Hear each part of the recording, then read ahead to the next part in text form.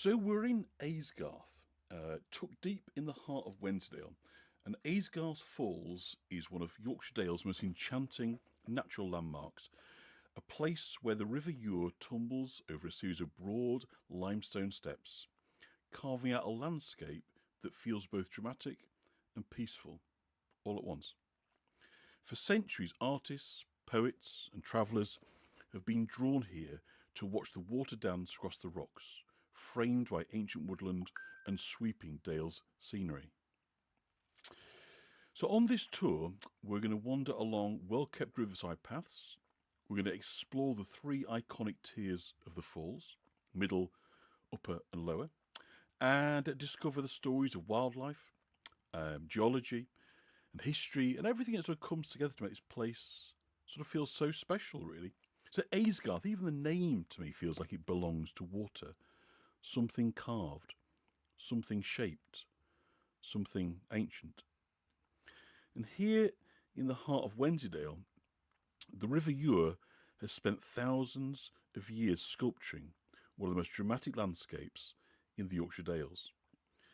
And this valley, wide and open, was carved by ice long before people ever walked it. As you can see, we're coming around into the kind of car park now. It's very much a scene of tourism, a place where people visit. And when the glaciers had finally retreated, the river took over, cutting, smoothing, shaping, and slowly creating the three-tiered wonder we now call Aysgarth Falls. So today the falls are known for their beauty, their power, and their place in Yorkshire's story. But they're also part of something bigger, a landscape of woodland, wildlife, old villages, and deep history. So we're just above the roar of the river here, and tucked quietly into the hillside stands St Andrew's Church, one of the most historically significant churches in all of the Yorkshire Dales. And there's been a place of worship on this site for over 1,000 years. Now, the current building that you're looking at was rebuilt in the Victorian era in the 1860s, but it holds treasures far older than its walls. I did try on the day to get in to film it, but unfortunately it was locked because there's an amazing, what they call a screen that was removed from Jervo Abbey, which is very kind of nearby. A beautiful kind of painted bit that sort of shapes off, where the altar area is and the kind of choir. So it really is kind of well worth a visit. And it kind of represents. So that was taken out in the dissolution when they closed down, obviously, the monasteries. And the legend says the monks carried it to themselves here to kind of safeguard it. And interestingly, it's got one of the largest churchyards anywhere in England. It's vast. There's over 1,000 gravestones scattered across the slope. And some are kind of sharp and legible, others worn smooth by centuries of wind and rain. But it's a really peaceful place. And you got the Falls sort of cafe. So if you come and visit, this is where you'll kind of park up and go for your walk. So we're coming into, obviously, the stone bridge. And as you're kind of walking down, this sound gets kind of stronger. The air cools slightly, and you start to catch these glimpses of the river through the trees. But by the time, obviously, you're getting to the bridge, you're really starting to get this sense of the power of the river, this kind of presence that there's something there. And these, of course, are the old mill buildings that are situated just on the banks here of the River Ure. And of course, whilst we look at this as an idyllic landscape, which it quite clearly is, the river throughout history was the engine room. This is what was driving the economy. It was driving the mills. It was creating power was through kind of water power. So consequently, whilst, as I say, that they're now sort of settings that we associate largely with tourism and heritage, these are industrial landscapes. And the power of this water was used to drive mills for textiles, obviously for cleaning, and for production and create electricity. So they kind of really are landscapes that have transitioned from being, as I say, places of wealth or wealth creation for individuals. Obviously, the people living there wouldn't necessarily be all that wealthy. But now, obviously, are areas that are utterly driven by the visitor economy. And, of course, this is within the Yorkshire Dales National Park. So we're kind of on our way now on the path down to the Upper Falls. And, as I say, we may well need to turn that volume down because, as I say, once that roar comes in, it becomes kind of unmistakable. A sort of steady, powerful roar. So it pulls you forwards, really. And that's what's kind of really ace about this visiting here is it doesn't kind of give it all away. You kind of snatch little glimpses along the way. But so once you sort of reach this gate that leads you into the woods, you already know you're close to something really dramatic, something alive, something kind of really ancient. And as the kind of path begins to narrow and the trees close in, and the sound of the upper falls becomes a constant presence. So just ahead through the branches, the river waits for us. And you get this just tremendous sense, I think, of anticipation of what is about to come. So the River Ure, as I say, was once the engine room of Wensleydale, long before, Aysgarth is a Viking name, yes, Leslie. So the water wheels kind of ground the corn, sawed timber, and drove machinery. And people kind of lived by the river, they worked with the river, but they never underestimated its ferocity, its unpredictability.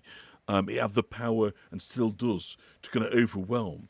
So when you stand here, you get this kind of combination of a sense of sublime peace, but also this relentless power that, of course, is kind of pushing us along. And the sound of the river, I'm sure, is beginning to rise. It starts faint at first, like a distant wind, but then slowly this steady, unmistakable roar. And this is one of those atmospheric approaches, I think, to any waterfall anywhere in the Dales. You hear it before you see it, you feel it, the air's cooling slightly as you descend. You get a smell of damp, the moss thickens, and birds flicker between the branches overhead. Robins, wrens, the occasional blackbird bustling into songs. And every few steps, you get these glimpses of the river through the trees, flashes of white water and the glint of sunlight on the spray. And as you can hear now, the sound is getting louder, deeper, more physical. It becomes a presence, something you're walking towards, something that is alive. And as the path dips again, the roar of the upper falls becomes constant now, filling the air. You know that you're close. You can see me here working my way down, because sort of just up ahead through the branches, the river gathers itself for its first great leap. And then suddenly the kind of trees part and the upper falls reveal themselves. And this is the first of Aysgarth's 3 great stages. And it's spectacular. The River Ure spreads wide here, gathering its strength before spilling over a broad limestone ledge. The water doesn't plunge in a single drop, it fans out, breaking into dozens of streams that twist and curl over the rock. In sunlight, the whole surface glitters, a sheet of moving glass.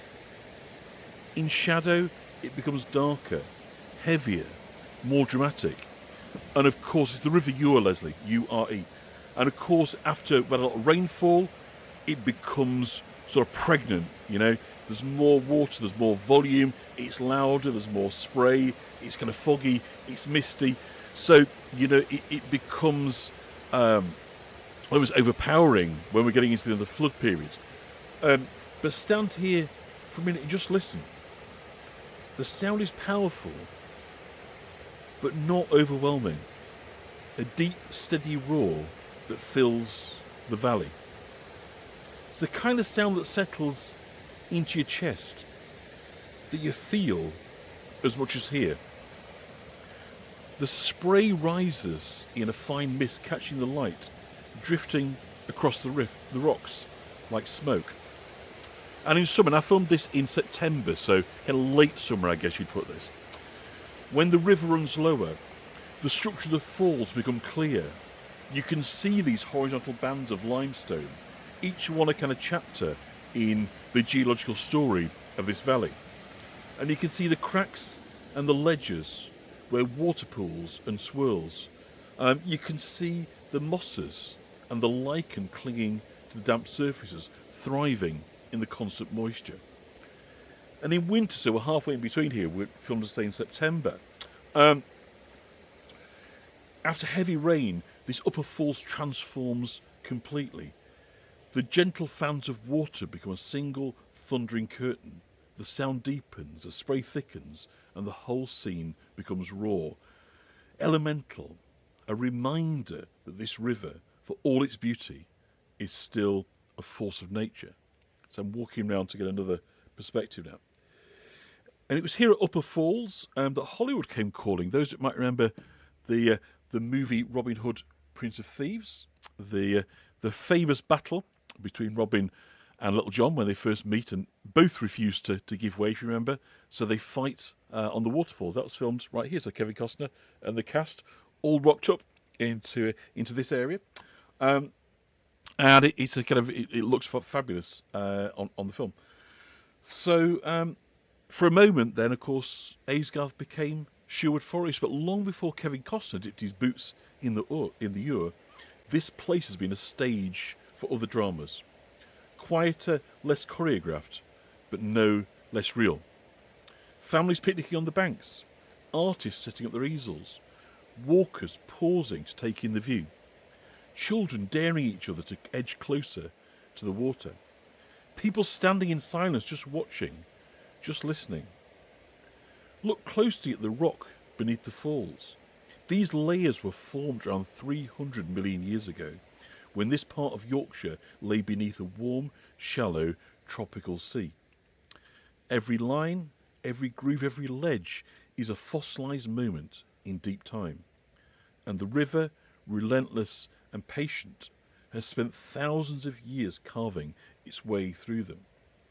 The upper falls are a perfect example of how water shapes the land. The softer layers of limestone erode more quickly, undercutting the harder bands above. Eventually these harder layers break off in blocks, shifting the edge of the falls upstream. It's a really slow process, far too slow to see, but it's still happening right now, beneath your feet, with every drop of water. And as you move along the viewing platforms, the perspective changes. From one angle the falls look wide and gentle, from another they look fierce and powerful. The river is constantly shifting, rewriting its own surface. And yet, for all the science, there's something else here, something harder to define. A feeling, a presence, a sense that the river is more than water and rock, that it has a voice, a memory, and a story. People have felt that for thousands of years, the Romans believed waterfalls were sacred places, watched over by nymphs. And when the Romans marched through the Dales nearly 2,000 years ago, they brought with them a worldview in which nature was alive with a divine presence. To them, rivers were not just waterways, they were living entities. I love that Middle Earth, fantastic, yeah. Governed by nymphs, the semi-divine guardians of springs, streams and waterfalls. And a waterfall like Aysgarth would have been seen as a threshold, a place where the mortal world brushed against the divine. The louder and more dramatic the water, the more powerful the spirit that lived within it. Aysgarth, with its 3 cascading tiers, would have been considered a place of immense spiritual potency. Now, we don't have written accounts of the Roman occupation of living on Aysgarth, but we know from other sites around Britain that they left offerings near waterfalls and springs. Archaeologists have found coins, pottery, carved stones, like we talked about last week at Boston Spa, gifts to the water spirits. And these offerings were not casual gestures, they were acts of respect, fear and hope. A soldier might toss a coin into the spray below before marching north, asking for protection. A traveller might leave a token for safe passage through the wild, unpredictable landscape. A farmer might offer thanks for rain or plead for mercy in times of flood. To the Romans, a place like this was not just scenic, it was sacred. A place where the river listened, and perhaps, if you stood quietly enough, a place where it answered. The Romans were not alone in seeing rivers as being sacred. Across the ancient world, water was worshipped, feared and revered. In Greece, nymphs and river gods guarded springs and streams. In Rome, the Tiber itself had a deity. In Celtic tradition, rivers were often associated with goddesses, powerful, life-giving, and sometimes dangerous. So it's not hard to imagine that long before Latin was spoken in this valley, people stood by this river and felt the same sense of awe, the same need to explain, to honour, to appease. Centuries later, the Romans were gone, but the river remained. New people came with new beliefs, new stories, and new names for old forces. The Vikings arrived in the Dales, bringing with them a mythology rooted in the raw power of nature. To the Norse mind, waterfalls were not just scenic features, they were living thresholds, places where the Vitir, the spirits of the land, gathered. Every landscape had its guardians, spirits that could bless or curse, depending on how they were treated. Waterfalls with their thunderous voices and shifting mists were seen as particularly powerful. They were places where the land spoke. Imagine a Norse settler standing at Aysgarth for the first time. The roar of the river would have sounded like a warning or a welcome. The rising spray like the valley exhaling. To the Vikings, this was a place where the world of humans touched the world of spirits. A place where the river was not just water, but a presence. They told stories of river guardians, beings who lived beneath the foam, who could protect a settlement or punish those who disrespected the land. They believed waterfalls were places where the dead could sometimes be heard, where omens revealed themselves in the shifting patterns of water and light. In Norse myth, the world itself is bound together by water, rivers flowing from the roots of Yggdrasil, the great world tree. And there are wells of wisdom, wells of fate, wells of memory. There are stories of gods who drink from these waters and gain knowledge, but at a cost. Standing at Aysgarth with the river thundering past, it's easy to imagine a Viking farmer or a warrior seeing this place as one of those thresholds, a place where knowledge, power and danger meet. Aysgarth, with its layered cascades and echoing chimes of stone, would have been a place of awe, a place to approach with respect, a place to listen. Now, by the Middle Ages, Christianity had taken roots in the Dales, but older beliefs never fully disappeared. Instead, they blended into local folklore, creating a tapestry of stories that mix saints with spirits, blessings with curses, and faith with superstition. And in medieval Wensleydale, waterfalls were seen as watchful places, places where the river could judge. Farmers told stories of water spirits who lived beneath the falls, capable of blessing the valley with rain or punishing it with drought. So we're now walking down towards the middle falls. I do hope you enjoyed the filming from the upper falls. There's three lots of falls go progressively sort of further down the river. So we are going to retrace our steps. We're going to see in a moment the bridge and those most wonderful buildings, the mill buildings by the bridge there, before we head down through to the middle falls. So I'm going to get a sip because I am rather thirsty. Oh, chap. Hope you enjoyed that. I hope the volume wasn't too intense. It can blow your head off when you're stood nearby, but it's nice to be able to bring it to you in a kind of fairly immersive way. So hopefully that was kind of working at that. So between these falls, the paths wind through woodland, over roots and rocks, along the riverbank, up through the trees. And as you walk, you're not just moving through space, you move through layers of time. The woodland around Aysgarth excuse me, is a patchwork of ancient and semi-natural woodland with ash, oak, hazel, sycamore and other species, forming a canopy that shifts with the seasons. The ground is carpeted with wild garlic and bluebells. The air is rich with scent. In summer, the leaves form a green tunnel, filtering the light into soft, dappled patterns. The valley becomes a blaze of gold, amber and red, the leaves falling into the river and spinning away downstream. In winter, the trees stand bare, their branches etched against the sky, the structure of the land revealed. So this woodland is not just a backdrop, it's a living community. Kingfishers flash along the river, electric blue streaks that vanish almost soon as you see them. Dippers that bob on the rocks, dipping their heads into the water perfectly at home in the fast-flowing current.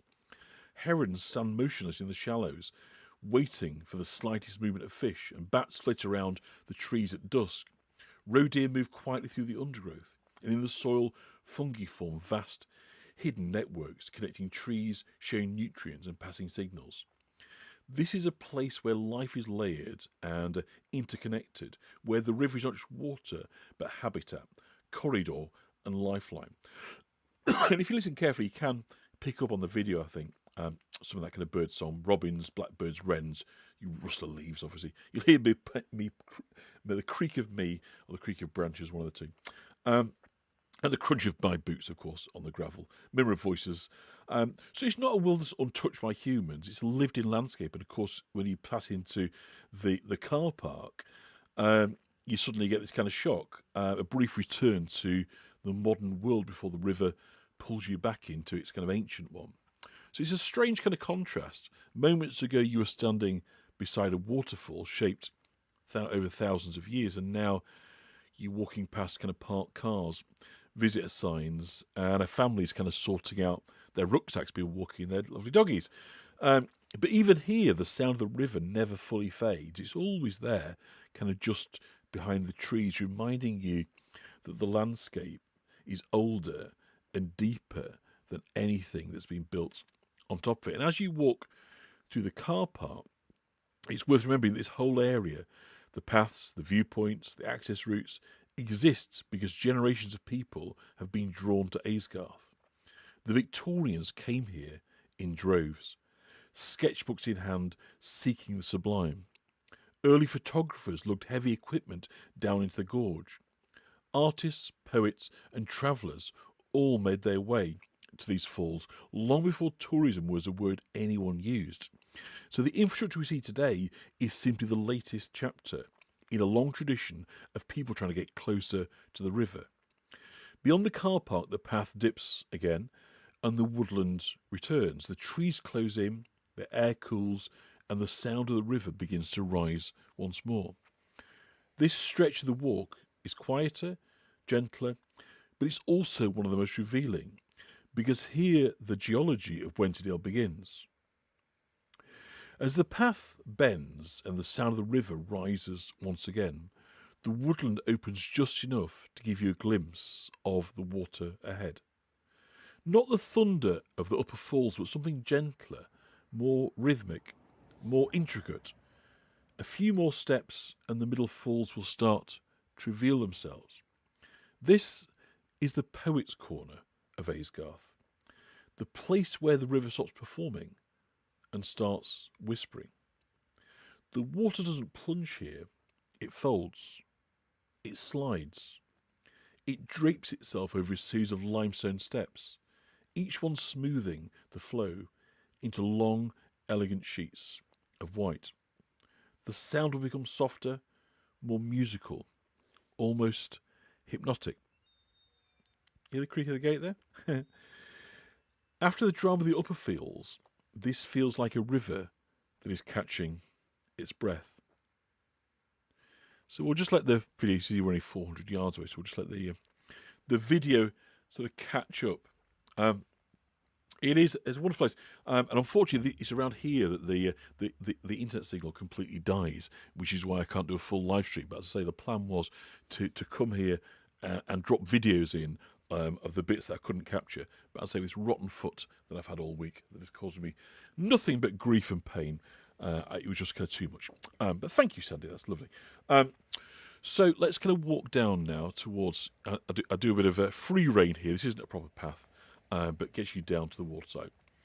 So when we kind of get down there, I want you to watch really the way that the water moves. Yes, my knees are creaking as well. I certainly couldn't have done this today with this foot.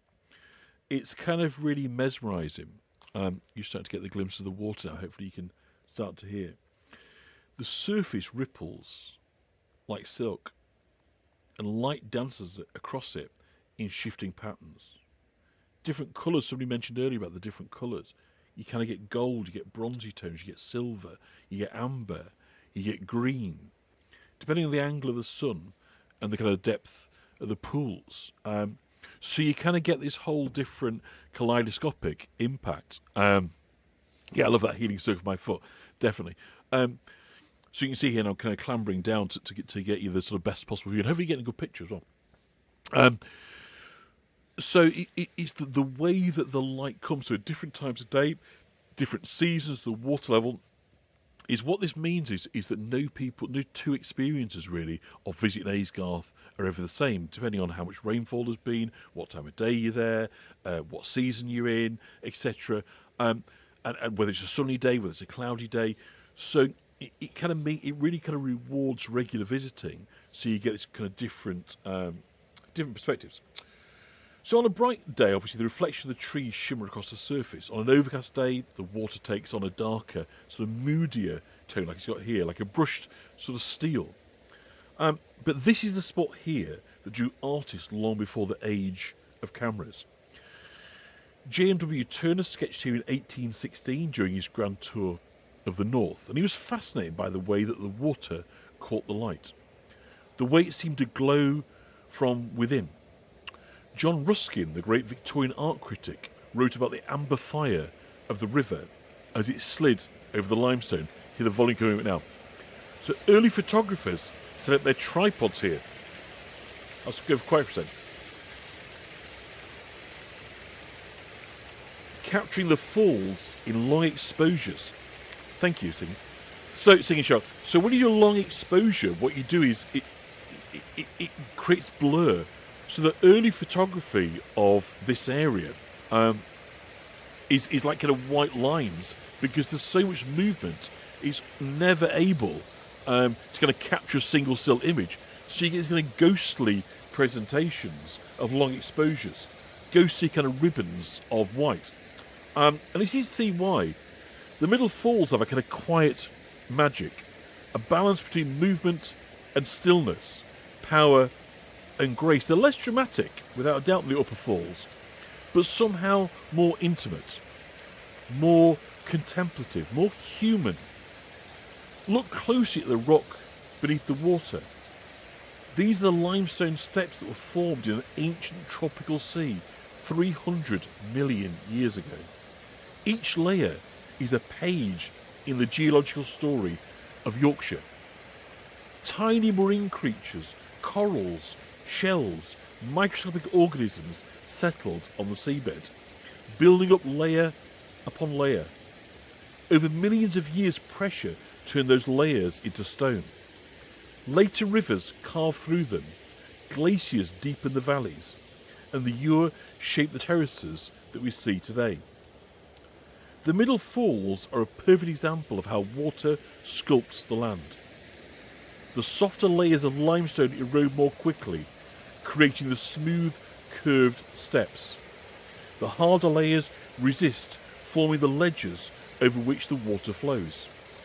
And over time the river undercuts the rock, causing pieces to break away. The falls slowly migrate upstream, a process far too slow to see, but is always happening. As you move along, thank you, Fran, the viewing platform, the perspective shifts. From one angle, it can look narrow, to another, wide.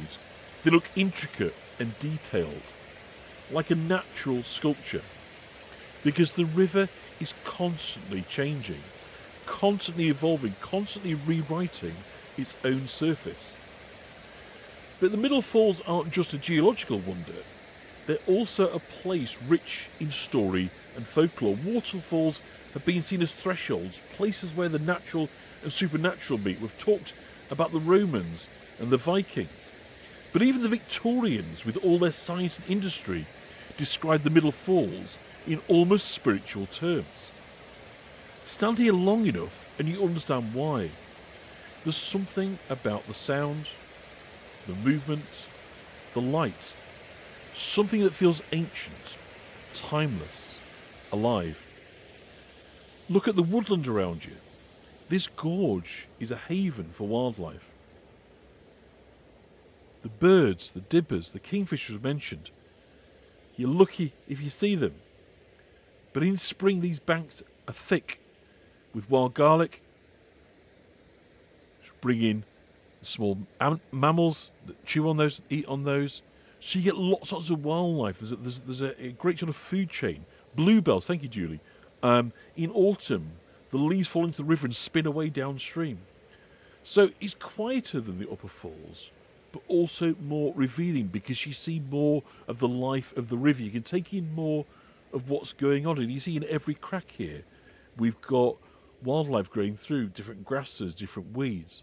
So everything is feeding something else, this constant movement, this energizing, keeping the water clean, keeping it oxygenated, bringing lots of critters and food, helping fish to move obviously great distances.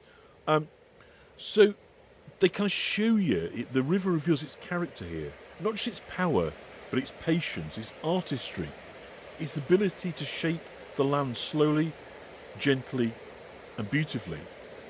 And as you stand here, watching the water fold over the limestone, you can feel the rhythm of the valley. The river's been doing this for thousands of years. It'll continue for thousands more. But for a brief moment, when you stand here, when you're watching this, you're a part of that story, standing on the edge of deep time, listening to the heartbeat of the landscape. And when you're ready to move on, the path leads you deeper into the woodland, and the sound of the Middle Falls fades away behind you. Bye-bye, Julie. And that's replaced, of course, by the rustle of the leaves.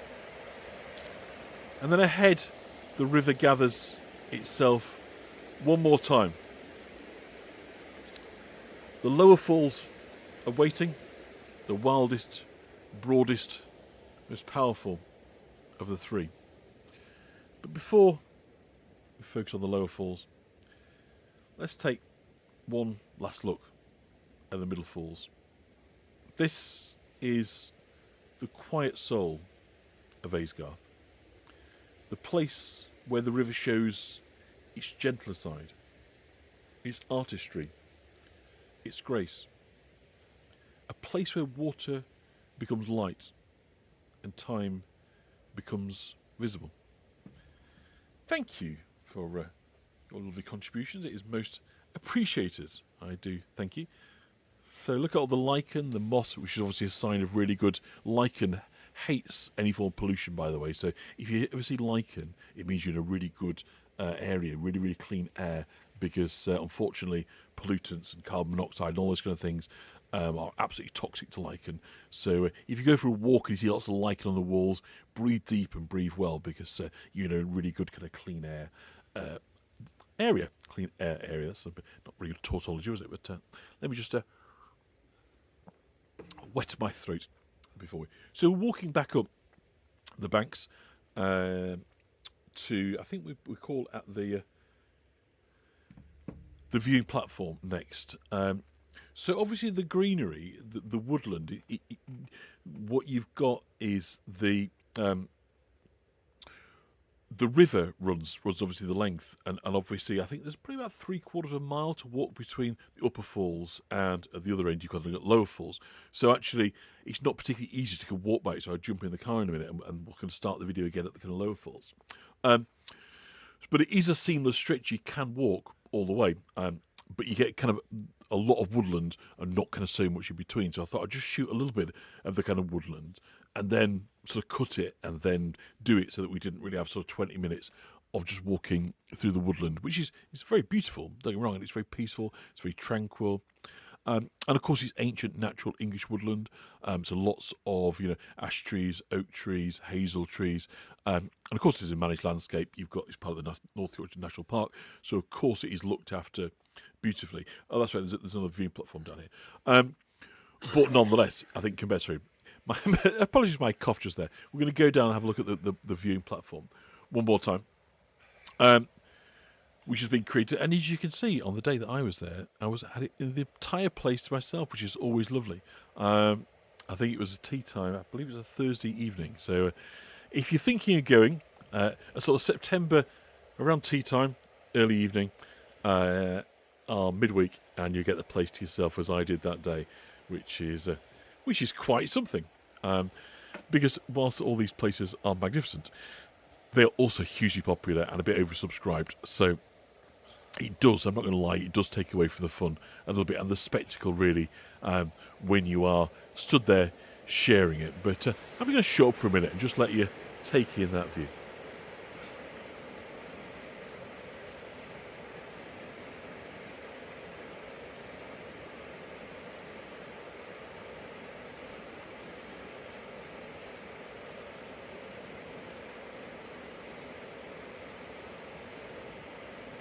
Thank you, Sean.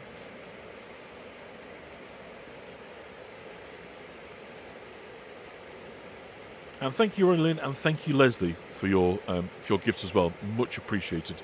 Um, it is great. And obviously, I haven't driven today, but I drove last time and came back without doing a tour, so that kind of makes up for it. Isn't it just beautiful? Let's just soak that in for just another minute, and then we'll start again.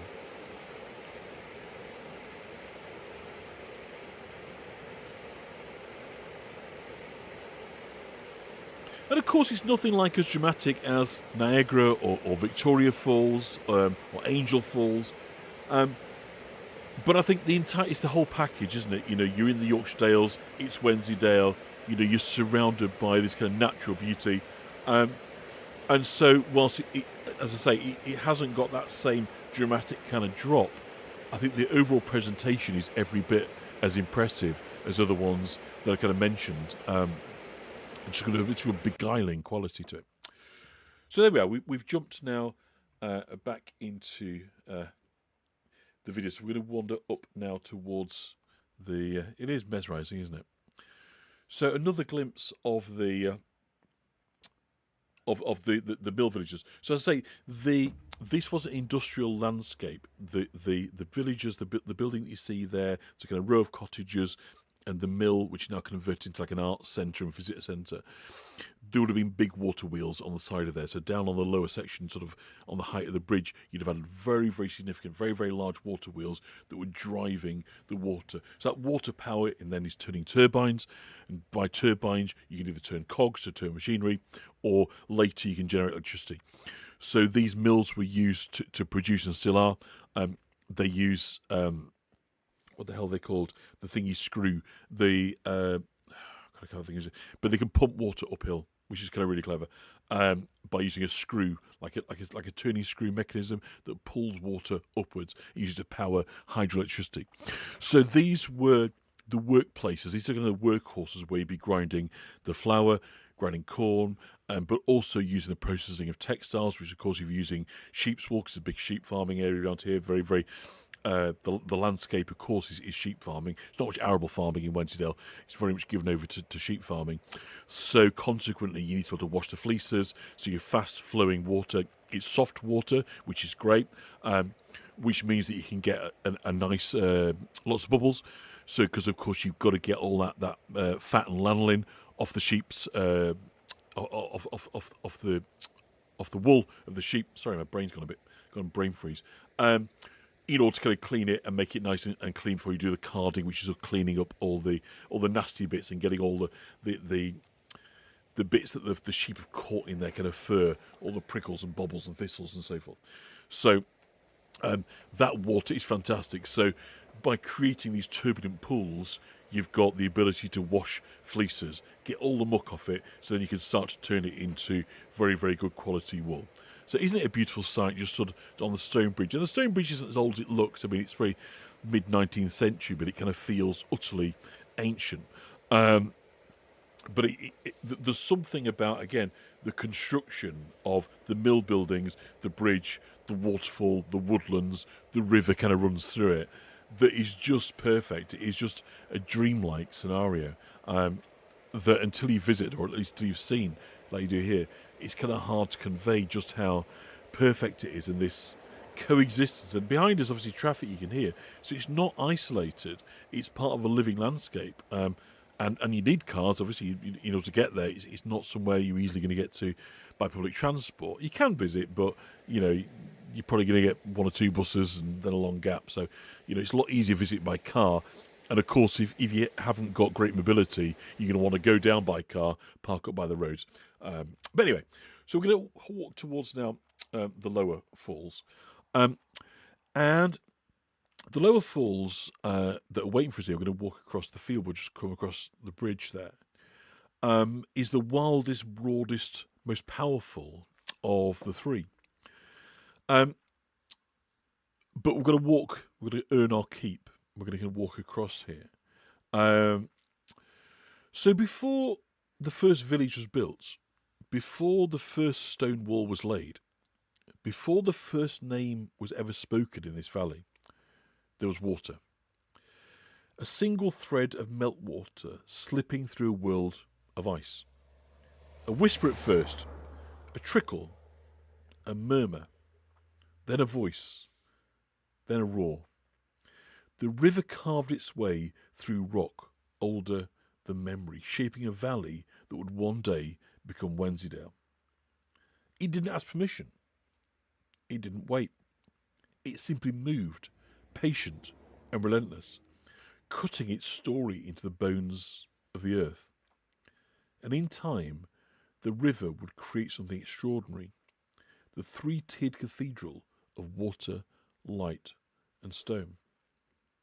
So Aysgarth Falls is a place where the land speaks.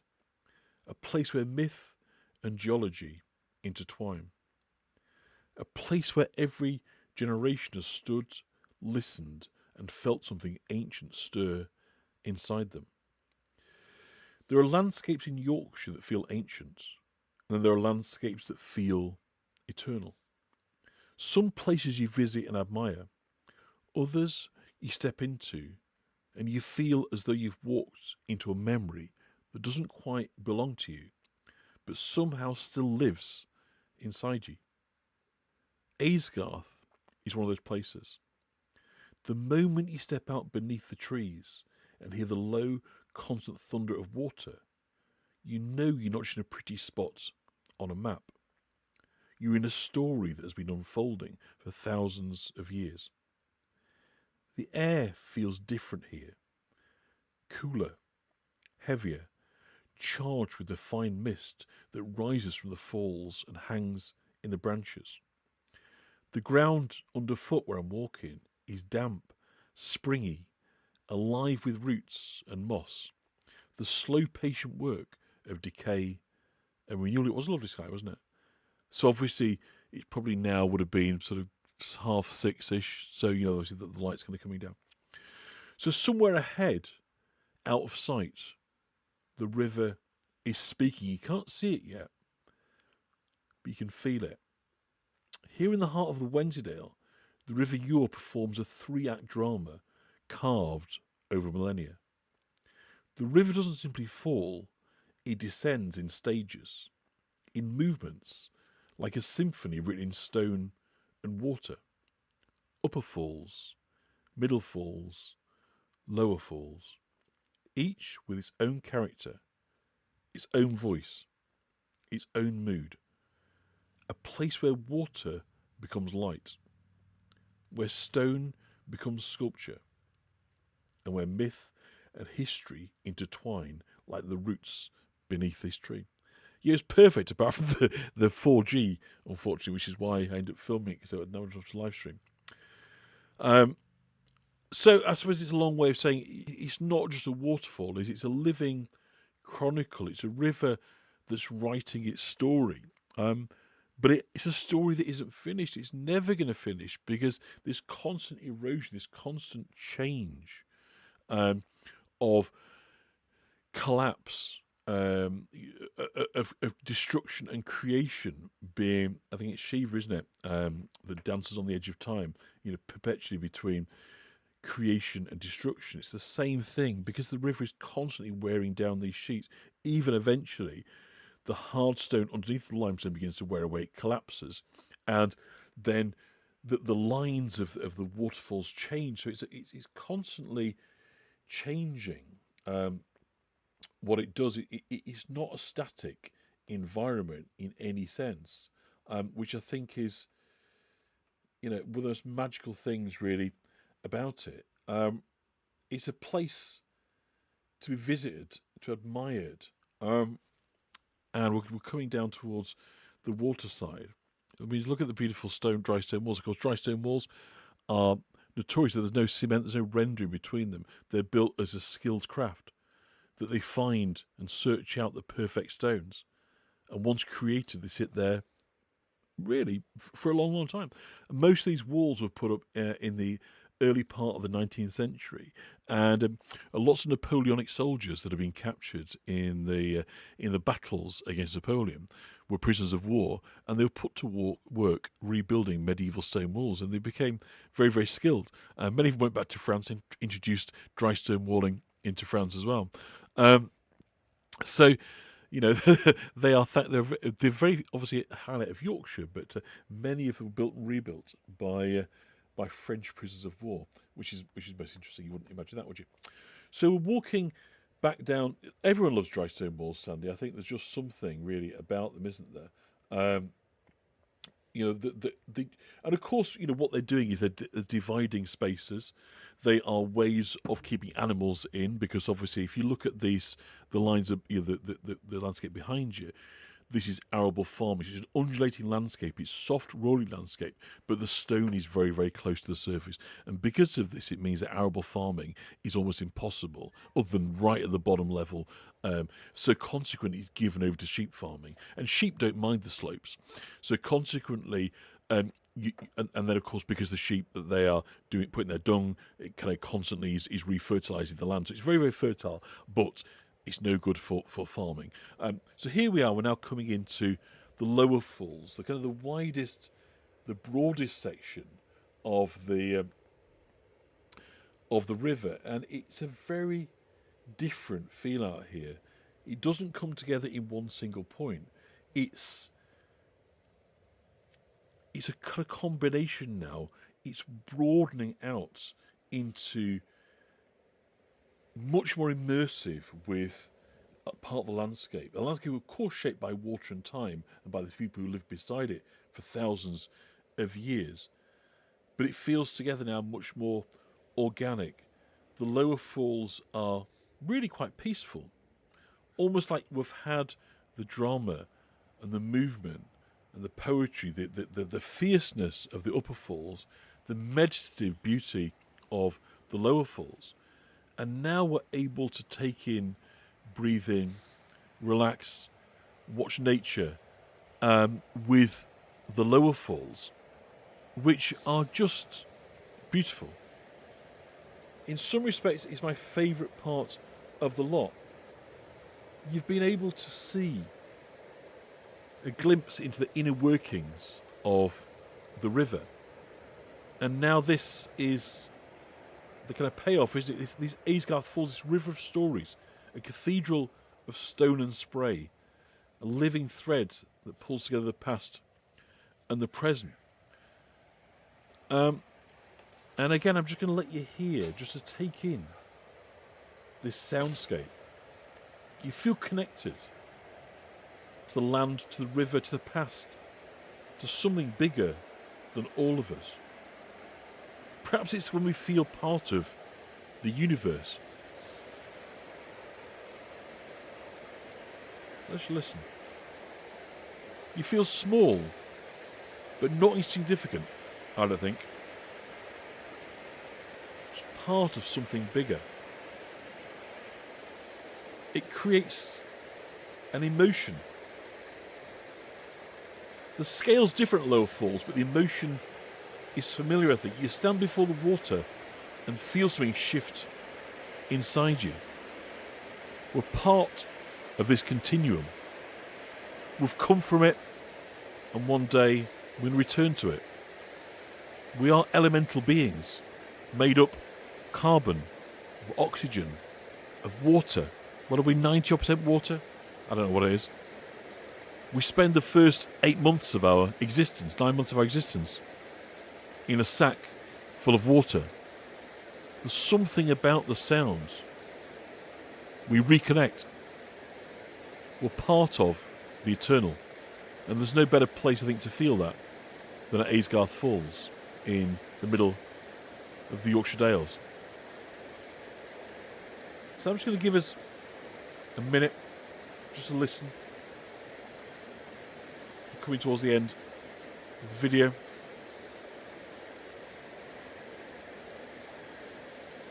And the beauty is, Tricia, we don't need to pick a favourite, do we? We can enjoy all three. They're all very, very different, but I do hope that as counted, that healing energy has come across. And of course, being Wensleydale, we couldn't not bring our friends Wallace and Gromit. It's the River Ure, Tish, that starts up in the Yorkshire Dales and eventually will fold its way. All this water will arrive in York on its way out to the Humber Estuary, where it will then join the North Sea, which floods, of course, out into the Atlantic Ocean. And it becomes part, once again, of this ocean. So it's this sense of continuum. Wallace and Gromit, they insist every time I go to Wensleydale, they have to come. But it's this continuous journey, isn't it? That the water is shaping the landscape, but it's also shaped then itself. It goes from drops of rain that fall in the highlands, that come down through 3 sets of falls on its way, shape the landscape, move the grains, leave behind miniature scarrings. But they eventually become part of the ocean. The sun draws them up, they fall, rain once again on the highlands. So there we go. I do hope you've enjoyed our time together. I very much enjoyed showing you this video. It is the most beautiful part of the world. It is very frustrating, I'm not going to lie, that we can't necessarily bring you everything live. But then again, do we want big 5G masts in the middle of the Yorkshire Dales? Sometimes yes. As long as it's not near me, then I would say yes, we absolutely do want big 5G masts. Or at least on the days that I'm there, if you could just wheel them in and then bring them back out again. So I do hope you've enjoyed that. Thank you everyone for your support. It's been absolutely great. I do hope. Sorry about that bit in the middle where we were getting the volume levels right, because I had it all right before testing. It was all great. And then what happens, of course, you go live and the gremlins take over. And if it ain't the gimbal grembles that get you, it's the audio grembles that get you. So you never can win. Whatever you try, it's never quite right. So I do hope that was just a momentary blip, 2 or 3 minutes, and we'll probably chop that bit out afterwards. So thank you, everybody. It's been an absolute pleasure. It's even made the cockles in my heart have been warmed so much I've been forgetting about the pain in my foot. So it's going to make a square patch of concrete interesting. Well, we shall try that. Next week I shall read live from the Leeds telephone directory, and we'll put that to the test, Trish. So hopefully back out and about next week. But it's been nice actually doing this, and hopefully that blip aside, they are getting better, the at-home stuff. So there's still plenty of places that I can't take you. But if you're happy with this format, not all the time, but once in a while, we can do that. But hopefully next week we'll be out and about. Not quite sure where as yet, but somewhere in Yorkshire. Do look out for it in this slot. So Saturday, 5 p.m. UK time.